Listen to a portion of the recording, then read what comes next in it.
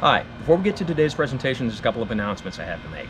First, on Friday, Saturday, and Sunday, 9, 10, and 11 July 2021, the crew and I will be doing a personal appearance at the Gun Show, which will be at the historic Yardbirds Mall, located at 2100 North National Avenue in Chehalis, Washington. Come out and say hi, should be fun. Secondly, after much delay, Johnny B finally has our t-shirts ready. You can find them on his website, shallnotcomply.com. There's a few different types. My favorite is this one with the car on it. Now, if you look close at this t-shirt, you'll see the front license plate reads 65. But if you know anything about Thunderbirds, this really looks more like a 63. However, if you're that picky about a shirt, this might not be the channel for you. But please go to Johnny B's website, grab some of those t-shirts. I think they're real cool. My opinion may be biased. And come on out to the Gun Show and we'll shake your hand. We'll have some cards to give out. We'll be talking about some upcoming training. Again, should be fun. Okay, let's get to today's presentation.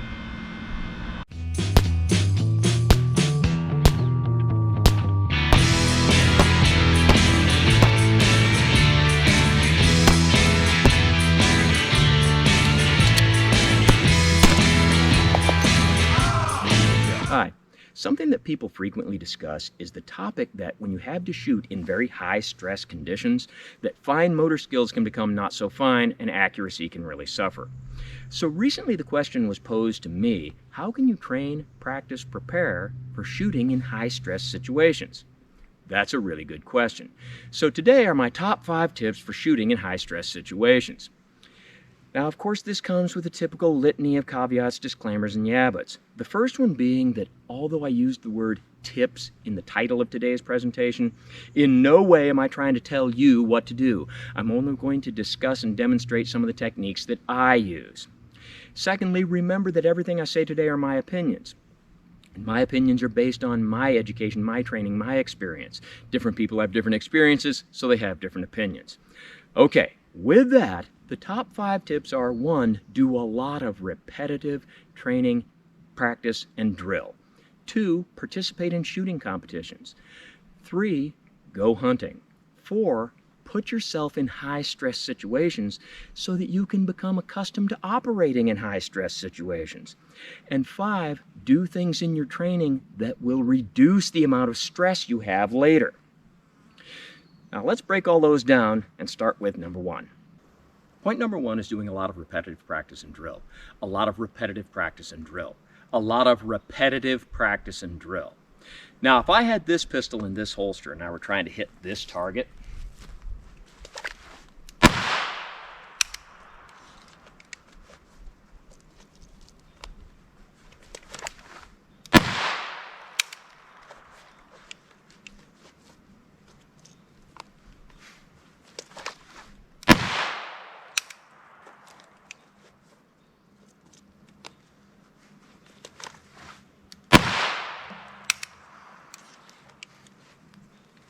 as you see me doing that, some people will say, wow, that was really fast. Other people will say, that was really slow. Remember, we're filming this in real time, and I'm actually trying to get good hits on the target, and we don't fake anything. There is somebody that does some gun stuff, and he does a lot of self-promotional stuff, and he used to have a presentation about different camera manipulation you could do to make it look a lot faster than... Yes, that guy. To make it look a lot faster than it really is. I don't know if he has that presentation still online, but remember, we don't fake or fudge anything, and that's about as fast as I can do it and get decent hits on the target. But before you go to that, you have to do the crawl, walk, run phase. You have to remember that slow equals smooth, smooth equals fast, and you have to do it by the numbers. Let me show you what I mean. And here's our hits on the target. And I'll paste these up and we'll start over and do it by the numbers. Now, when I talk about doing things by the numbers, first, remember that this is not an instructional on how to accurately shoot your pistol. We have other presentations on that.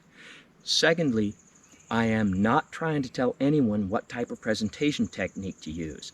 I'm just going to demonstrate using my technique as an illustration of doing things by the numbers and the importance of doing every step correctly, regardless of the technique you're using. So my technique will have 5 points. 1, get a grip on the pistol. 2, clear the holster. 3, rotate toward the target. 4, hands come together. 5, sights on target and fire. And you have to do dry fire practice again and again and again.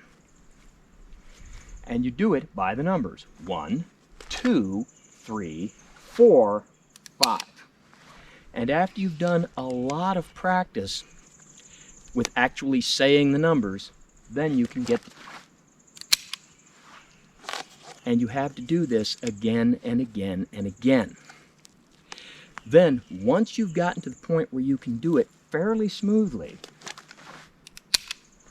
then you can add live fire to this. Now, when we talk about live fire training and shooting under stress, there are some people who will say that you should do at least some of your training without hearing protection because under stress you won't have it. That is a point with which I greatly disagree. I use earplugs with every shot I take. And in high stress situations, for the most part, you won't even notice they were gone. So when you add the live fire component to it, still start out doing it by the numbers. And if you're hitting the center of the target, then you're doing it correctly. And this is very repetitive, and you have to do that. And this is a stress-reducing thing later.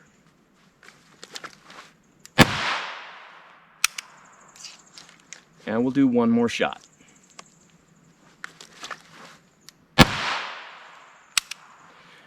Now, let's take a look at the shot holes. And here's our shot holes. And that might look like an impressive group, but remember, I'm only shooting 3 yards. Now, some people will say that I'm spending too much time to get this precise group, because any hits would be good. But under high stress conditions, your shot group is probably not going to be that good. So in practice, high standards should be maintained. Now, some people will watch the demonstration I just did and then tell me that it was superfluous and that it was irrelevant, because the only thing they're thinking about is concealed carry. And that's not always the case. There are people who do open carry, there are security guards, there are military personnel, there are police officers. There are a lot of open carry applications. And even if we were talking about concealed carry, the principles remain the same. Just what you do at each particular point may be a little bit different. Now, how all of this relates to shooting in high-stress situations is you have to drill that again and again and again to where under high stress you don't have to think about it, you just do it. And the concept of repetitive drill until whatever you're doing becomes something you do without even thinking applies to many aspects of shooting, including reloading. Your mind may make the conscious decision to reload before the pistol's completely empty, but once you've made that decision, the reload drill is still something you do with muscle memory. So point 1, a lot of repetitive drill. A lot of repetitive drill. Point 2, enter some shooting competitions at your local ranges and gun clubs. A couple of important things to say about this. One, they don't necessarily have to be IDPA or IPSC type of competitions. Anything that gets you out there shooting for score with a lot of people watching you is going to add some stress. Some more than others. There's some types of competition where somebody has some beeper thing and he holds it over your head and it beeps and then he chases you around the range. That kind of stuff can be very stressful. But anytime you're shooting for score with other people watching, that's going to put on some stress. Let me tell you an anecdote. When I was in the Army, we go out to shoot rifle qual, and we're shooting the pop-up range. Well, the company goes out there, and there's only so many firing points, so we divide into 2 groups. One group goes up, shoots for qualification, then the other group shoots for qualification, and then when it was all over, somebody wanted to debate about who's going to pick up the brass. And someone, not me, somebody came up with the idea that each group should select one shooter to go up to the line and shoot these targets that you normally shoot from the fighting position. No, we're going to shoot them offhand when they pop up. And whichever individual scores higher, his team doesn't have to pick up the brass. So, of course, my team selects me. The other team selects one of my colleagues, a man named Sergeant Buck. That's really his name. Now I have to point out, I may have told this anecdote before, so if you've already heard it, bear with me, but I have to point out, Sergeant Buck is a consistent 300 PFT'er. He's a graduate of Ranger School. He was in an active duty Ranger unit. He's a highly skilled elk hunter. He's somebody that knows how to handle a rifle. But we go up there and we shoot the pop-up targets, and I ended up winning by a couple of points. And when it was all over and we're back at the company area, he starts telling me that he was just so nervous knowing everybody was watching him. Yes, I had to say, the only difference is I've done enough shooting competitions that I'm accustomed to that. And that's the kind of stress that shooting competitions can add. And it can do you a lot of good. And remember, it's not necessary that you win. It's not really necessary you perform very well. But keep track of how well you do perform. Go back and try to improve.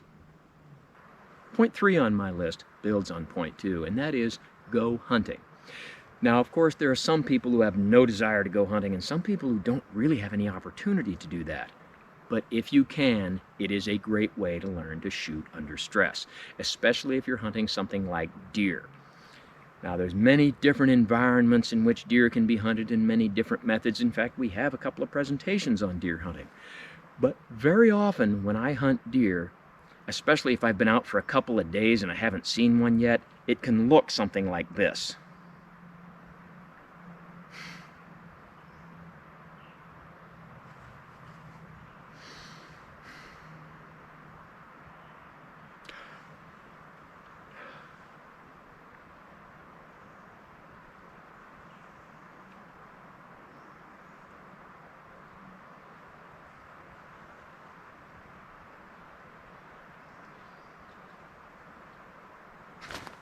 And there's a deer standing there.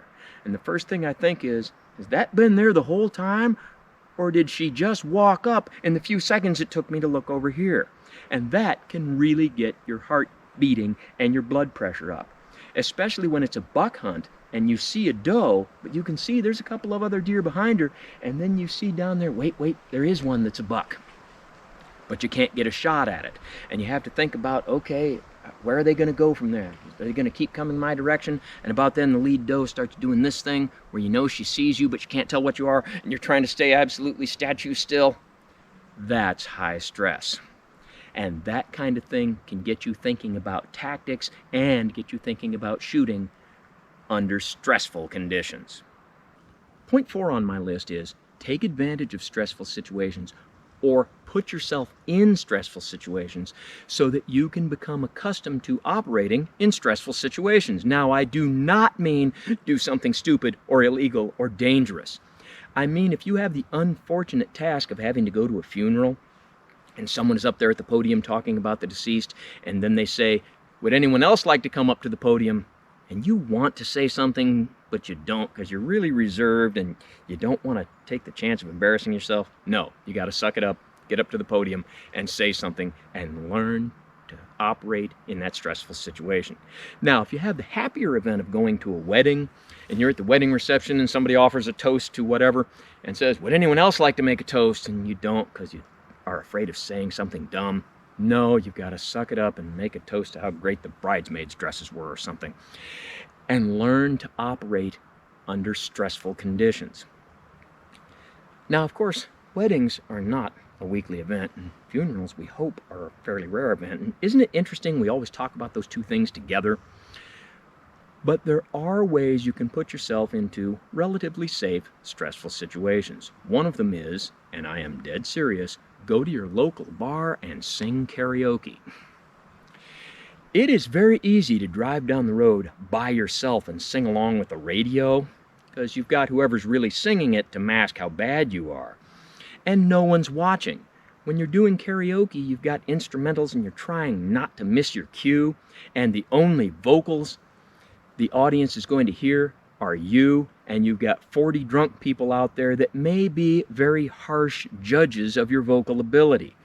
You want to talk about stress, that's a high level of stress. And yes, learning to operate under those stressful conditions can make you better at shooting under stressful conditions. Point 5 on my list is doing things in practice, doing things in training that will help reduce the amount of stress you have when you get into a real situation. There are many facets to this, and this is a concept that's difficult for me to explain, so I'm going to use this target to help me illustrate the point. A few minutes ago, you saw that I was shooting at a target just like this one from a distance of about 4 yards. Remember that the FBI spent decades telling us that the mean distance for a lethal confrontation was 7 yards. Today, it's far more fashionable to say that the great majority of shootings will occur at 7 yards or less. No, I'm not saying that's correct. I'm saying that that's what's fashionable to say these days. And because it's fashionable to say that, you will see people at the range shooting at nice big silhouettes like this from distances of 4 or 5 yards and calling it good. When I do shooting demonstrations for accuracy or showing the capabilities of certain guns or ammunition, I will typically shoot at 10 or 15, sometimes 20 yards. And when I do that, I will get a lot of angry hate mail telling me that such a demonstration is superfluous, telling me that such a demonstration sets a bad example for new shooters because shooting at that great distance is something you would never do. Okay, there's 2 problems with that. One, I have had to shoot at distances far greater than 7 yards. And 2, that's not the point of the demonstration. Demonstrations like that have many points. They have many points. One of which is adding a little bit of difficulty and stress to training so that you will have less stress in a real shooting. Let me show you what I mean. So instead of shooting at this big silhouette, let's shoot at this half-size silhouette. And let's shoot from 10 yards.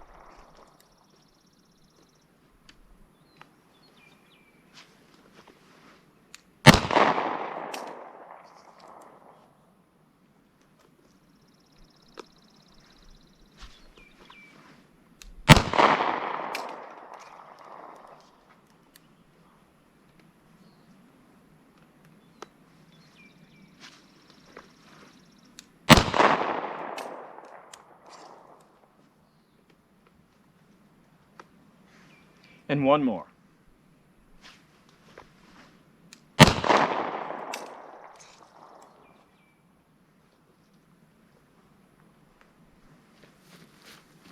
Now let's go take a look at the target.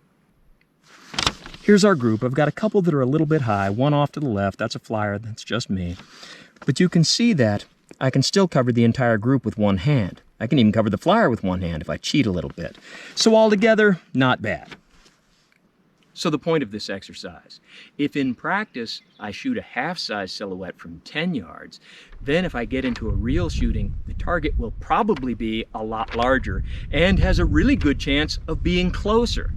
Therefore, should be easier to hit, creating a situation of less stress on my part. Another facet of doing things in practice, doing things in training to reduce the level of stress in a real situation has to do with the discussion of the difference between what you are trained to do and what you are taught to do. Many people will have many different definitions and they'll use many different examples.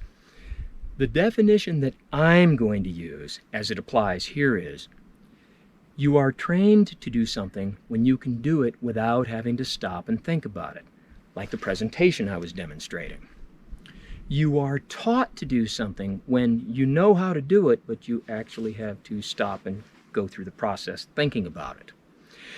A really good example of that is when you were in grade school, hopefully you were taught to do addition, but you were trained to do your multiplication tables. So when someone says, what's 6 times 5? 30. What's 6 times 8? 48. What's 8 times 4? 32. You don't have to stop and think about it. You were trained to do that. If someone says, what's 6 times 7? You don't have to say, hold on, 6, 12, 18, 24, 30, 36, 42. You don't have to stop and think about it. You were trained to do that. What's 9 times 8? 72. What's 9 plus 7? Wait, plus 7, that's 16. Have to stop and think for about half a second because I was taught to do addition, trained to do my multiplication tables. Now, as that applies here, ideally, you would go to the range daily for hours and train and do repetitive drills until you could do your presentation. You could do your reload drill. You could do your non-dominant hand reload drill. You could do your non-dominant hand presentation. You could do your non-dominant hand one-handed presentation. You could do your non-dominant hand one-handed reload drill. You could do your low light level instinctive point of aim drill. You could do your flashlight presentation. All of those without even thinking. Okay, but the reality is that we just don't have the time to do that. We don't have the resources. Most of us don't have the drive to do that. So what you really should do is train on those few things that you do have the time and the resources and the drive to train on. And those few things that you train on should be selected by the criteria of what you're most likely to do and those things that are the highest level of criticality of proper performance. Once you've trained on those few things, and what those will be will depend on you, then you can spend some of your time teaching yourself to do other things. Even if you have to stop and think about it for literally a half second, 1 second, that's far better than not having practiced on it at all. Being in a situation where you have to stop and think, what do I do? Oh yeah, I know. Is far better than being in a situation where you say, what do I do? I don't know. Now, when it comes to my snub-nose revolver from appendix carry presentation, I've trained on that. But what about my snub-nose revolver from appendix carry one-handed non-dominant hand presentation? I can't really say that I've done that enough to really be trained on that, but I've certainly practiced it and I've certainly taught myself how to do it. But it's going to take a little longer, and I might have to think as I reach down, okay, now remember, it's facing the opposite way for this hand. Even if I have to think about it for half second, maybe even 1 second, that's still better than not having worked on it at all. Let me show you what I mean. So here I am doing appendix carry with my snub-nose revolver. Here's my adversary, but in this case, my adversary is a large animal, and my dominant arm is in that animal's mouth. Ideally, I will have trained so much on my non-dominant hand single-handed presentation that I will reach for my revolver without even thinking about it. But the reality is that very few of us have the resources to do that level of training. But if you do things in practice to reduce the level of stress in a real situation, that means that I will have at least practiced my non-dominant hand single-handed presentation enough that if I stop and think about it, I will be able to do it. So when I have the thought process, and this thought process really does only take about half a second, I can't reach my revolver. What do I do now? I've practiced what to do now. Got to reach for my revolver. Remember, it's facing the wrong way for this hand, so rotate it, pull it out, neutralize the situation, and then remember to stow the revolver somewhere where I can reach it with this hand. Even though I had to think about it, the thought process of what do I do now? I've practiced this, I know what to do, is far less stressful than the thought process of what do I do now? I don't know what to do. Horrors. So point 5 comes down to doing enough different things in practice. One-handed shooting drills, one-handed non-dominant hand shooting drills, shooting at moving targets. The list goes on almost ad infinitum. It's really only limited by your resources and your imagination. And doing all of those things so that when you get into a high-stress situation, you can say, I've practiced this. I know what to do, thus lowering the stress. So to recap, point 1 is do a lot of repetitive drill. Point 1 is do a lot of repetitive drill. Point 2, do shooting competitions. Point 3, go hunting. Point 4, put yourself in non-dangerous, high-stress social situations so that you can become accustomed to working in high-stress situations. And point 5, do a lot of different things in practice so you can say, I know what to do. So as always, don't try this at home on what you call a professional, and thanks for watching the Top 5 Tips on How to Shoot Under High-Stress Conditions video.